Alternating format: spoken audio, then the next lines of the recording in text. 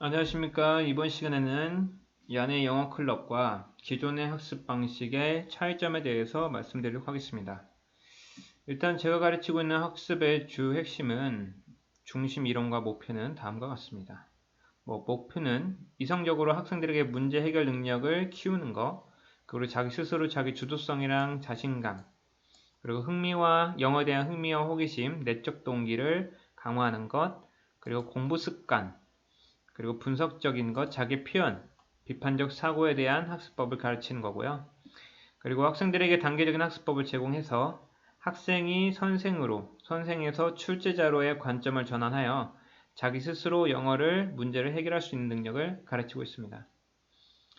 그 다음에 단어학습입니다. 단어학습 같은 경우에 제가 평소에 쓰는 방식은 일상과 연결된 활용적인 부분과 그리고 유의어, 반의어, 동의어, 단계적인 학습의 질문을 통해서 그리고 학생들이 이제 자기가 알고 있는 단어와 새로운 단어를 연결시켜주는 연결성, 그리고 고학년을 위해서 어근과 관련된 학습법과 단어 시험에 대한 부분이 있겠습니다.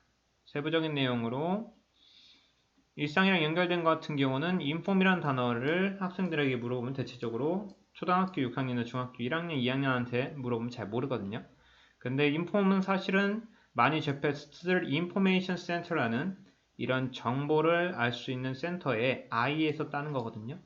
이런 식으로 일상과 연결시킬 수 있는 학습법, 그리고 학생들이 기존에 알고 있는 단어와 헷갈린 단어들을 구분할 수 있는 이러한 유의어, 반의어, 동의어, 그리고 단계적인 학습법을 위해서 단어 학습법과 관련된 질문들,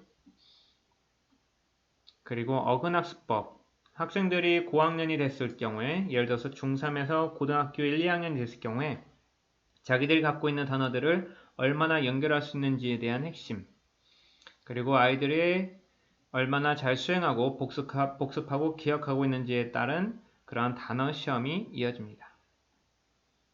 독해입니다. 독해 같은 경우는 기본적으로 직독직해가 기본적이고 질문법에 따른 작문과 연계가 되고요. 컨텐츠 위주의 배경 지식이랑 생각 공유, 그리고 브레인스토밍이나 PBL, 즉 거꾸로 수업이나 아니면 학생들에게 과제 수업 방식으로 수업이 진행이 됩니다. 그리고 발표 수업도 자주 하고 학생 중심으로 수업에 대한 다양한 방식들이 적용된다고 생각하시면 됩니다. 물론 아까 전에 앞에서 말씀을 드리진 않았지만 단어랑 관련돼서 자체적으로 준비된 시스템적인 단어 학습이나 독해와 관련돼서도 모든 컨텐츠는 준비가 되어 있습니다. 독해 같은 경우에 직독직해입니다. 그리고 자녀분들이 영어를 접하기 이전에 일단 한국어에 대한 이해나 그런 컨텐츠에 대한 배경 지식을 통해서 생각을 공유할 수 있는 것들, 그리고 영어랑 관련돼서는 학생들이 고학년, 제가 고등학교 3학년까지 가르친다는 전제 조건으로 초등학교 6학년부터 중학교 과정을 하기 때문에 학생들이 이제 학습을 단계적으로 진행할 수 있도록 도와주는 것이 제 목표입니다. 이것은 에세이랑 관련돼서 어떤 한 주제에 관련돼 가지고 원어민들의 글이 있고 이런 것과 관련돼서 학생들과 토론 수업으로서 수업을 진행하기도 하고요. 그리고 독해 역시도 학습법에 대한 단계를 넓혀가면서 학생들의 수준에 맞는 학습을 진행하고 있습니다. 그리고 문법입니다. 문법 같은 경우에는 아무래도 내신 대비가 가장 핵심이겠고 문법에 대한 큰 그림을 제공하는 것이 수업의 핵심이고요. 문법 같은 경우도 내신과 대비해서 학생들에게 기억이랑 관련된 단계, 그리고 단계에서 시험 대비에 대한 회화, 문법, 본문은 어떻게 할 것이며 이런 것들에 대한 핵심을 짚어주고 있고요. 그리고 발표 및 문법을 접근하는 방법, 문제 풀이 방식 등의 실질적인 내신 대비를 직접적으로 도움을 주고 있고요. 그리고 마인드 매핑을 통해서 학생들에게 각각 문법에 대한 이해와 자기 스스로 생각을 정립할 수 있는 기회를 제공하고 있습니다. 그리고 유튜브를 통해서 미리 영상을 찍어 놓고 학생들이 필요한 부분에 대해서 자료를 제공하고 있고요.